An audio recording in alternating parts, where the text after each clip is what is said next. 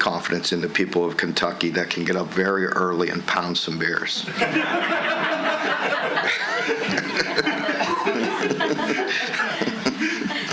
Why would you disrespect this great state and the great people of it? You know?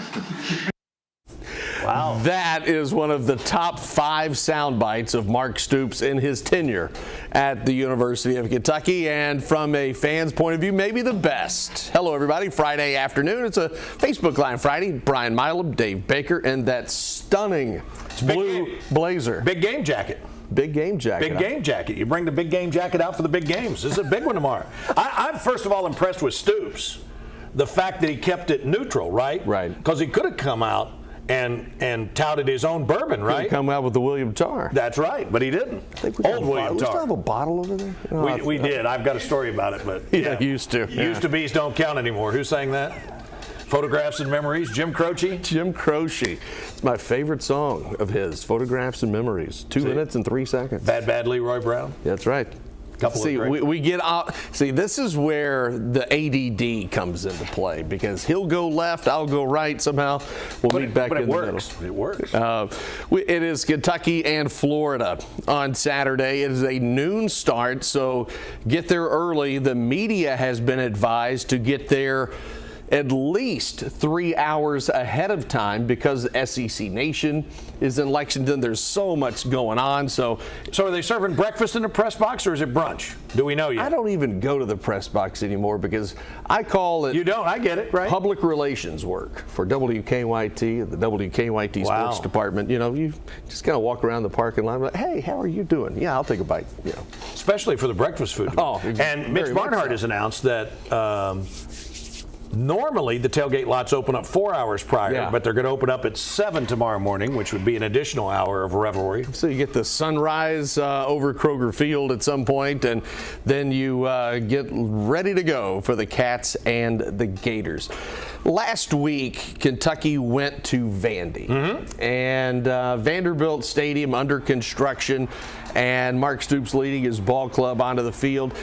The Cats started last week the way I think every UK fan expects them to start. They got up 7-0. Jatan McClain with the touchdown, and then obviously the big play of the first half was the interception of Maxwell Hairston, and scoring 1 of 2. And then it was 21-0 before anybody really knew what in the heck was going on. Right? Is it possible the Cats start that way tomorrow?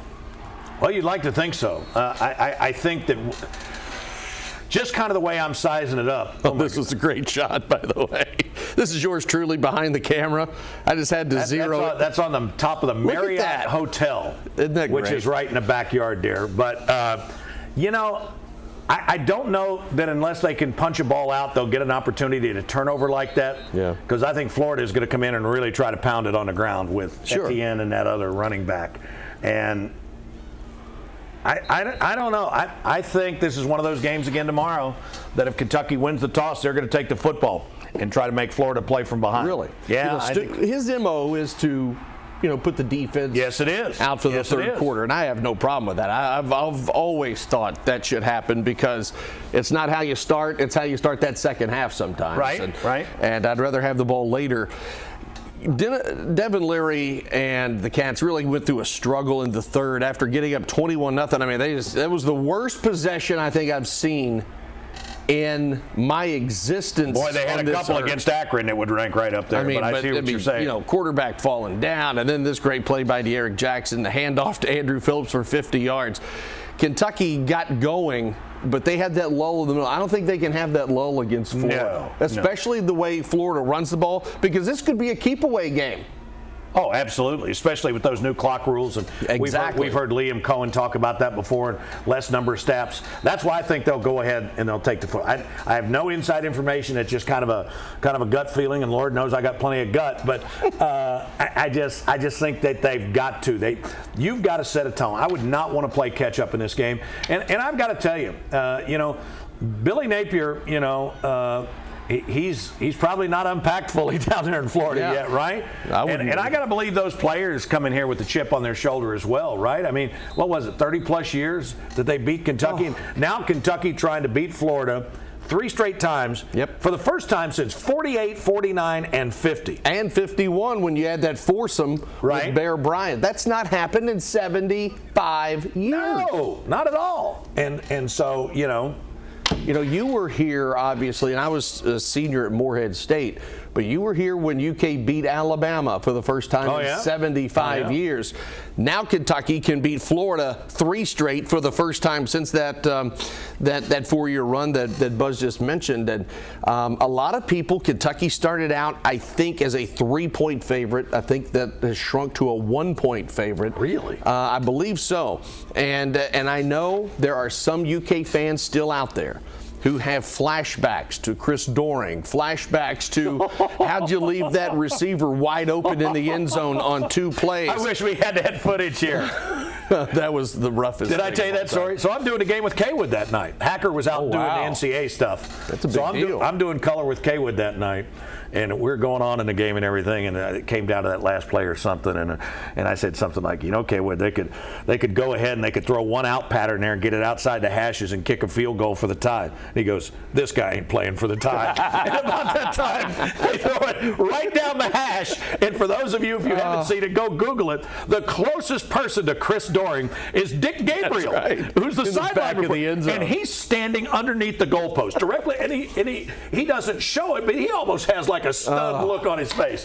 And when we were doing JP stuff, I've had a chance to go to Doring's house. Oh wow! And spend. He's got to have a blow up picture. Oh my gosh! He said it just started a whole cottage industry. Florida had thrown 7 interceptions that night. That's right. I think it was still beat Kentucky. Oh, what was the guy's name? Gosh, he's a Facebook friend. Matthews, Shane Matthews. Oh, Shane, the quarterback. Shane Matthews was a starting quarterback, and then they decided to go to this guy named Horful. I got a text message through a friend of mine. I mentioned that Werfel had thrown 7 picks, and he goes, "Uh-oh, not so fast, my friend." No. It was, I went, "I'm sorry, I apologize." Right down the hash. And he never moved. He never stopped or took a stutter. By accident, you beat a team once in 31 years. By accident, and the Cats had that go against them. Well, things have changed, obviously, the Mark Stoops era. And I think that people are going to be nuts tomorrow. Yeah. I think they're going to come out ready to go, be lathered up by noon, and it could be one heck of a. You like that one, did you? That whole streak started. It goes all the way back to like in the late 70s, early. I can't remember whether Charlie Pell was there or not, but Charlie Pell was a guy who they say in the South, if he ain't cheating, he ain't trying. He wore the tie with the short sleeve shirt and kind of like the pocket protector. Yep. And he always had a heater on the sideline. Can you imagine that these days? I mean, that guy probably smoked a pack a game. At least. He mentioned Jim Croce earlier. Did you know before Kentucky beat that streak, you go back to October of '86? Do you know what the #1 song in America was at that time? In 1986? No. No, you don't. How about Boston? More Than a Feeling? Nope, it was not More Than a Feeling.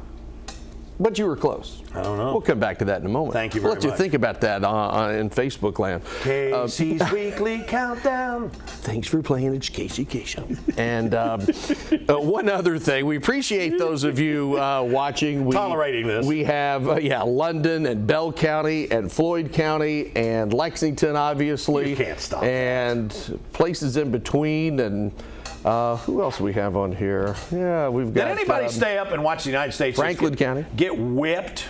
No. In the middle of the night in the first 4 matches of the Ryder Cup? Nope. Golf. That's golf stuff. But I mean, and we second guess coaches and everything else. Zach Johnson's a captain. I mean, you got 2 major winners that didn't even go out in that first 4-ball match. There you have it.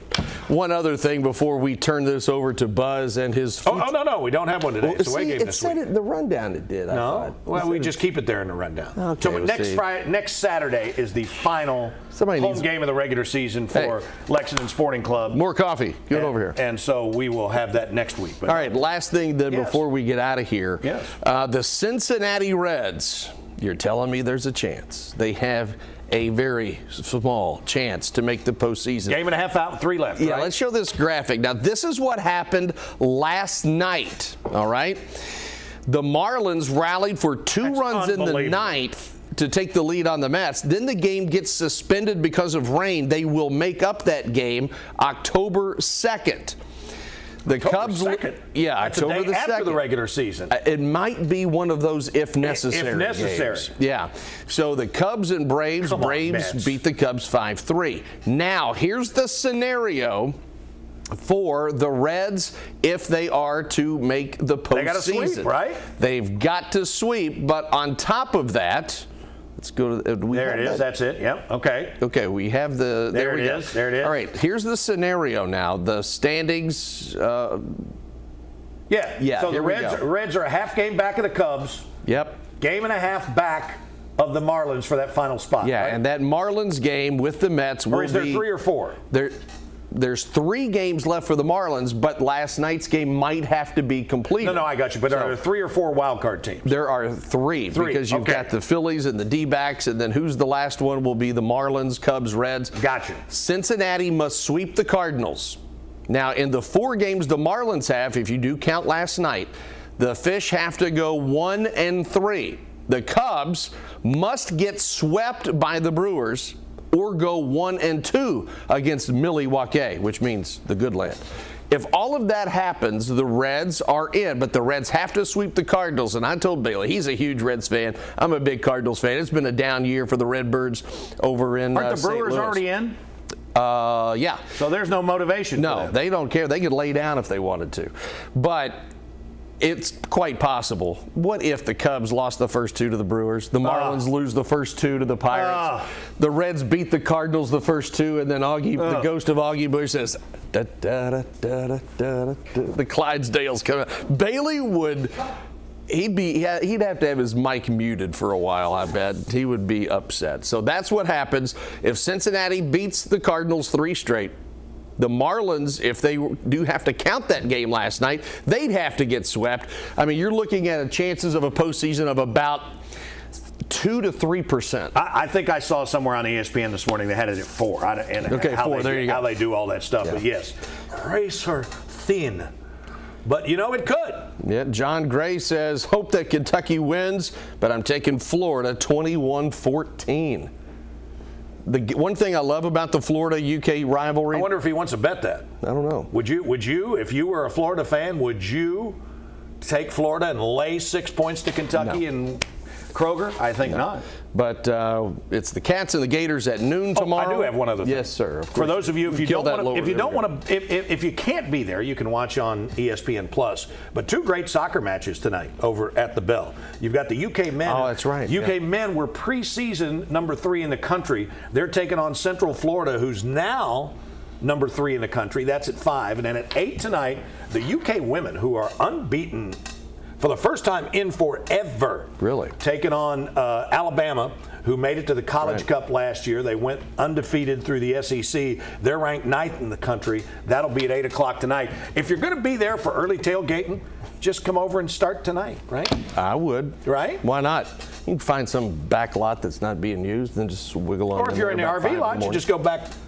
I don't have an RV. Jim Caldwell used to have one for a hot second. Yeah, where did Bailey go? We need to find Anyway, that. Okay. We're going to get out of here and get back to work because we got a lot of stuff to do. It's a football Friday night. It is week Highlights number tonight at 11, 7. right?